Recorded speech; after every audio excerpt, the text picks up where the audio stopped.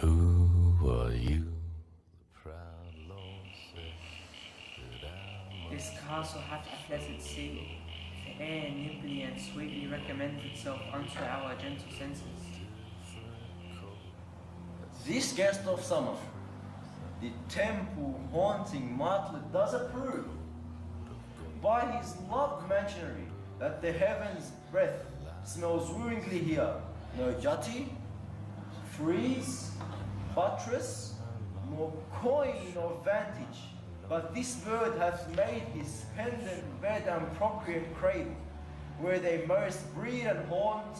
I have observed the air is delicate. and so he spoke that loader cast me, but now the rains we bore is hard with no one there to hear. Yes, now the rains Every point twice done, and then done double. When full and single, business to contend against those honours, deep and broad wherewith your Majesty loads our house for those of old, and the late dignities heaped up to them will rest in hands. See our honoured hostess, the love that follows us sometimes is our trouble. We still thank as love.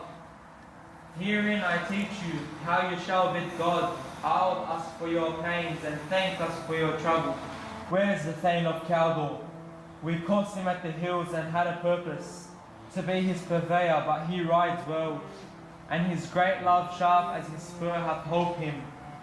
To his home before us, fair and noble hostess, we are your guests tonight, your servants ever.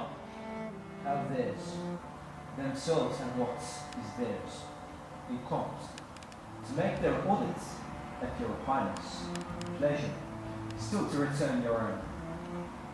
Give me your hand. Conduct me to mine host. We love him highly, and shall continue our graces towards him. By your leave, hostess.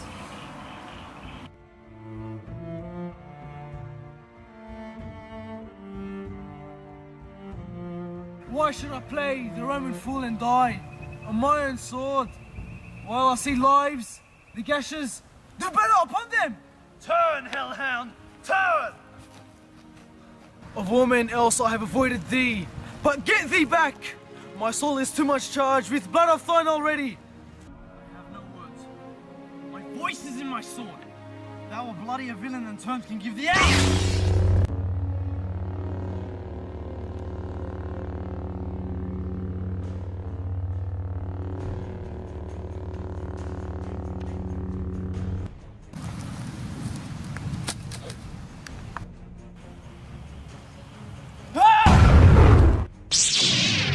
Thou lost his labour, as easy mayst thou the intricate air. With thy keen sword impressions make me bleed. Let fall thy blade on vulnerable crests. I bear a charmed life, which must not yield to one of woman born.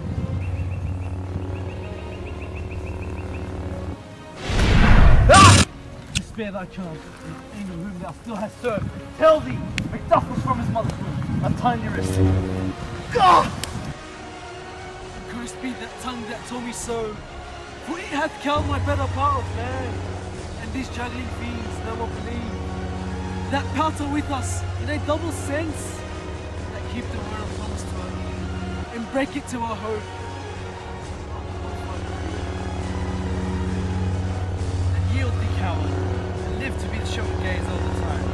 We'll have thee, as our rare monsters are, painted on a pole and under wind. Here, may you see the tyrant. I will not yield. To kiss the ground before young Malcolm's feet, and to be baited with the rebel's curse, though Burman would become to a Dunsinane, and thou opposed, being of no woman born. Yet I'll try the last, before my body. I throw my warlike shield, lay on Macduff, and down be him for that first cries. Hold enough! Ah! Ah! Ah! Ah!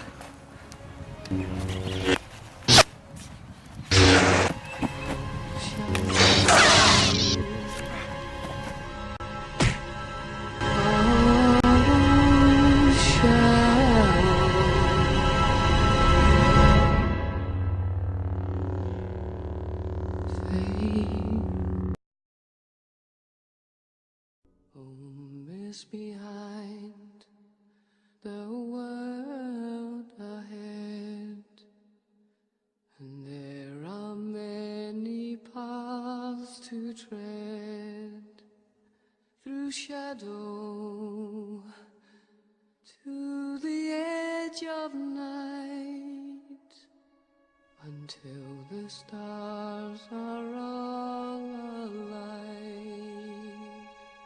I would the friends we missed were safe arrived. Some must go off, and yet by these I see, so great a day as this is chiefly bought. Macduff is missing, and your noble son. Your son, my lord, has paid a sort of debt. He only lived but till he was a man, the which no sooner had his prize confirmed. In the unshrinking station where he fought, but like a man who died. Then he is dead. Hey, brought off the field. The cause of sorrow should not be measured by his worth, for then, Catherine Had he his hurt before?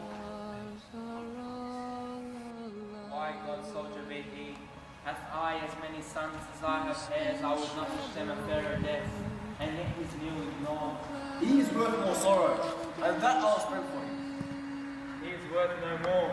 They say the departed law and paid his score, and so God be with him. He comes new of comfort.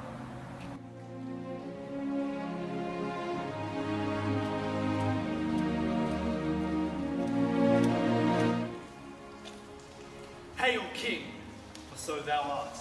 Behold where stands the usurper's cursed head. Time is free. I see thee compassed with thy king's gold, that speak my salutations in their minds, whose voices I desire loud with mine. Hail, King of Scotland! We shall not spend the large expense of time before we reckon with your several loves and make us even with you. My thanes and kinsmen, henceforth be earls, the first that ever Scotland such an honour named.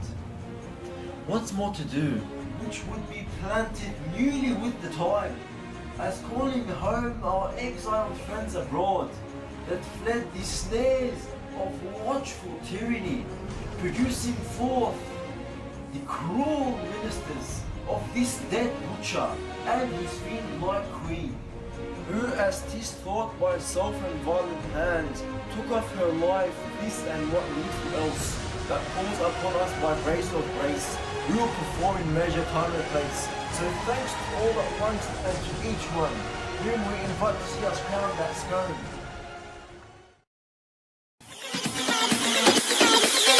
It's the kind of beat that go.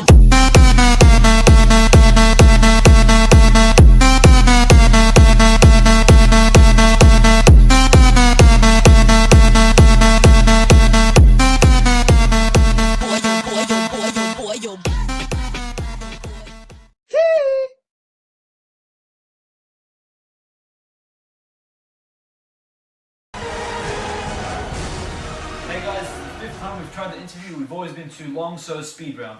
Alright, why you chose to your specific portrayal of Macbeth? We basically chose his portrayal as Macbeth is Macbeth is actually fake bravery, and he's a coward and fake courage also. At the beginning of the scene, we portrayed him as a more dominant and powerful character. As the scene progressed, he lost some of that power, and he eventually lost the fight to Macduff, which led to his death. Alright, details about costuming. Costuming was quite expensive. We spent $80 on that. Our costumes were Jedi's, so basically we had our hoodies, and then our white shirts, and then our belts, and then our coats, which we were basically walking around the streets like a bunch of idiots.